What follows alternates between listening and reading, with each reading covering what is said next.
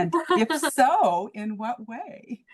I think that telling my own family story and telling all of these other family stories, it's I mean, it sounds dramatic to save us all, but I do think it's true. I think what it does is it does create meaning. It helps us make meaning, not just find meaning, which is different. Finding meaning, that's a step, but really creating meaning out of Mhm, things that mhm, seem senseless at the time.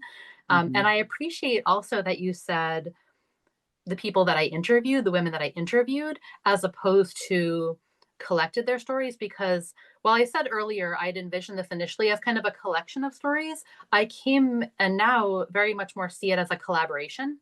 I came to see it that way, and that's held true because for every one of these, I worked with this woman. This is how, addressing your question about how does telling our story save us, I worked with each person to really craft that story into the most compelling narrative that it could be.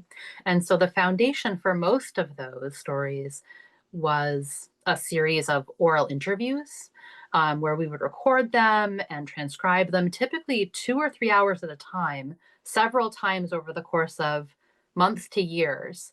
And I would transcribe that and then go back, into it and say, okay, where should the story start? Where does the story end? What's the narrative arc? How can we mhm, write it to feel like fiction, even though all of it is true? And mhm, then I would present her back with that draft and say, okay, here's what I've got. Can we talk more about this part? Can you explain more what you were feeling when this happened? What did I get wrong?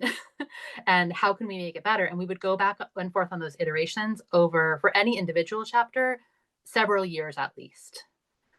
And that's how we found that telling these stories really created this meaning for her too.